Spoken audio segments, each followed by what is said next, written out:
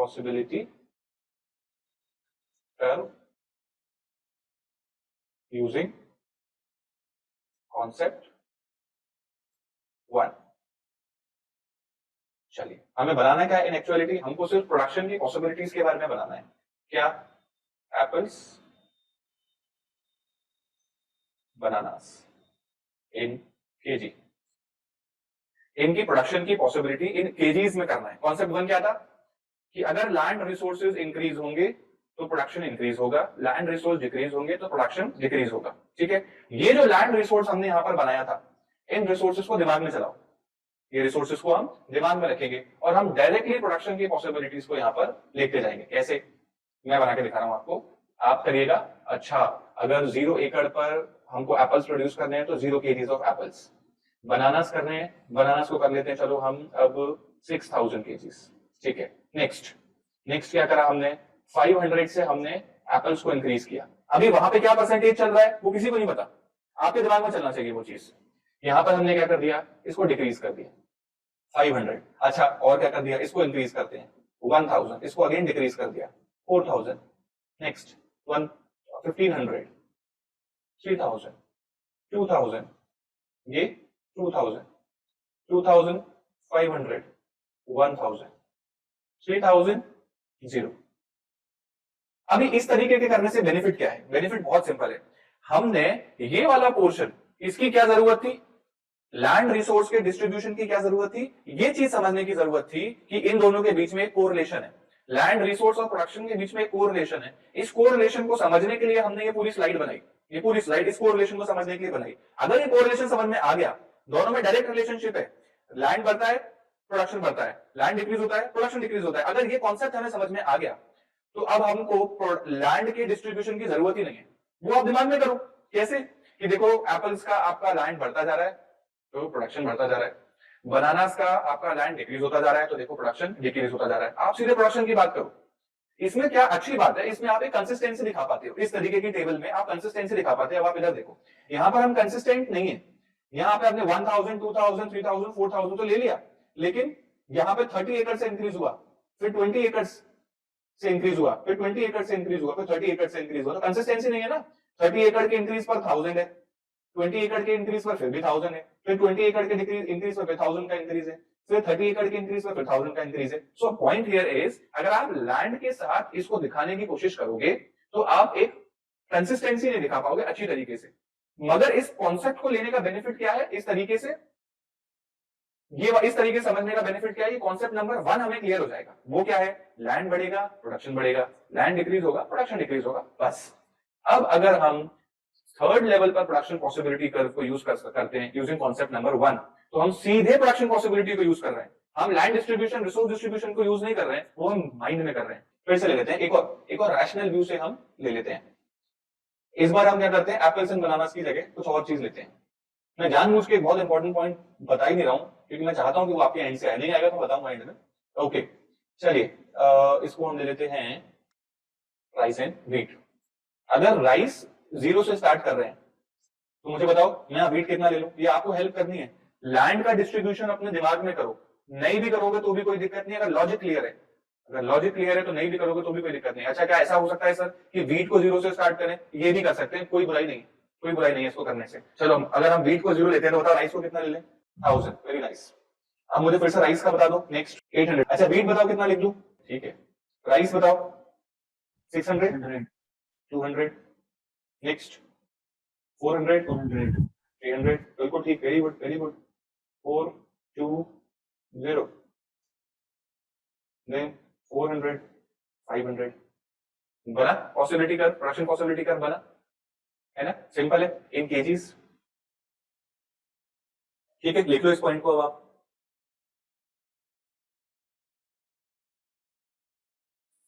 ठीक है, चलो नेक्स्ट आगे देखते हैं। अभी भी हम परफेक्ट प्रोडक्शन पॉसिबिलिटी कर्व पर नहीं बने, अभी भी नहीं पहुंचे।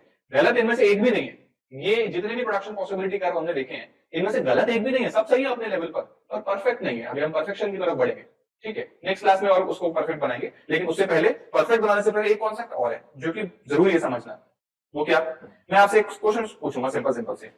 एक कार चल रही है 100 किलोमीटर पर आवर की स्पीड से, ठीक, मतलब काफी अच्छी स्पीड से चल रही है, अचानक उसको ब्रेक लगाना पड़ता है, और जब वो उसमें ब्रेक लगाता है और उसके बाद फिर एक्सेलरेशन देता है, तो क्या एक्सेलरेशन देते ही वो सीधे 100 किलोमीटर पहुंच जाती है कि धीरे धीरे करके 100 किलोमीटर पहुंचती है? धीरे धीरे करके। सिंपल से पॉइंट है, अगर आप बहुत तेज स्पीड से दौड़ रहे हो, मान लो आपकी स्पीड है 15 किलोमीटर पर आवर, मैं आपको 1 मिनट रोकूं, आप रुक गए, आपसे बात करूं, फिर मैं बोलूं फिर से दौड़ो, तो क्या आप एकदम से 15 किलोमीटर पर आवर की स्पीड पे आओगे कि धीरे धीरे करके इंक्रीज होगी, तब जाकर शायद आप 15 किलोमीटर पर आवर की स्पीड पे आओ? धीरे धीरे, एकदम से, slowly. Okay, very nice very nice. और समझते हैं इसी पॉइंट को। अभी आपको क्या करना है, आपको मान लो अभी 10 क्वेश्चन याद करने हैं। 10 क्वेश्चन आपको याद करने हैं। अभी आपने क्या किया, 15 मिनट के अंदर एक क्वेश्चन याद कर लिए, क्योंकि अभी आपकी एफिशिएंसी बहुत हाई है, बहुत हाई एफिशिएंसी से आप पढ़ रहे हैं, मन लग रहा है, एकदम मजा आ रहा है पढ़ने में। 15 मिनट में एक क्वेश्चन आपने याद कर लिया। अभी जैसे ही आप दूसरा क्वेश्चन याद करने के लिए बैठे, मैंने आपको कहा रुको रुको रुको, याद मत करो, जाओ जरा मार्केट से एक सामान लेके आओ। ठीक, अभी आप वापस सामान लेके आए, अब आप पढ़ने बैठे, क्या सेम एफिशिएंसी होगी कि डिक्रीज हो जाएगी? डिक्रीज हो जाती है ना। अभी कार बड़ी अच्छी स्पीड से चल रही थी, आपने कार की स्पीड में डिस्टर्बेंस क्रिएट किया, डिक्रीज होगी।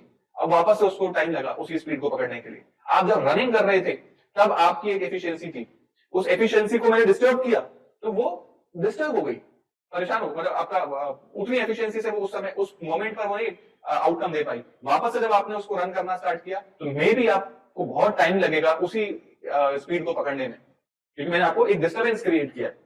यही पोर्शन को हमें प्रोडक्शन पॉसिबिलिटी कर्व में इंक्लूड करना है, करेंगे हम नेक्स्ट उसमें। लेकिन अभी हम क्या कर रहे हैं, अभी हम डी पॉइंट पढ़ रहे हैं, इसको हम करते हैं कॉन्सेप्ट 2। कॉन्सेप्ट 2 क्या नाम है इस कॉन्सेप्ट का? ओके, तो अभी हमने क्या चीज समझी कि अगर कोई एक रिसोर्स है उसमें आप बार बार डिस्टर्बेंस क्रिएट कर रहे हो तो उसमें एफिशिएंसी लॉस होगा। एफिशिएंसी लॉस कैसे कि वो एकदम से उसी एफिशिएंसी पे नहीं आएगा, उसे टाइम लगता है उस एफिशिएंसी पे आने में, तो एक लैग क्रिएट होता है। किसी भी चीज को अगर हम बार बार डिस्टर्ब करते हैं तो उसकी एफिशिएंसी डाउन होती है। ये पॉइंट सबको समझ में आ रहा है ना? If we disturb specialized resource constantly, then its performance will decrease। कैसे कैसे समझा हमने इसका एग्जाम्पल हमने लिया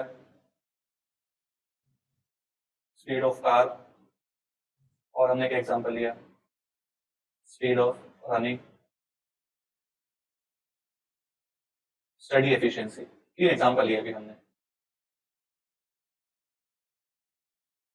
कि कोई भी रिसोर्स है, अभी मैं आपको पढ़ा रहा हूं, अगर आप मुझे बार बार डिस्टर्ब करोगे, कोई मुझे बार बार डिस्टर्ब करेगा तो मेरी एफिशिएंसी नेचुरली डाउन होगी पढ़ाने की। अगर आप कोई भी, मैं स्पेशलाइज्ड हूं अपने वर्क में, मैं स्पेशलाइज्ड हूं इसलिए मेरी एफिशिएंसी ज्यादा स्पीड से डाउन होगी। क्यों? अगर मैं नॉन स्पेशलाइज्ड होता तो मेरे पास उतना ही कंटेंट है देने के लिए, तो मेरे को पता है कि वो बाद में कितना भी डिस्टर्ब हो जाऊंगा मैं उतना छोटा सा कंटेंट देके चला जाऊंगा।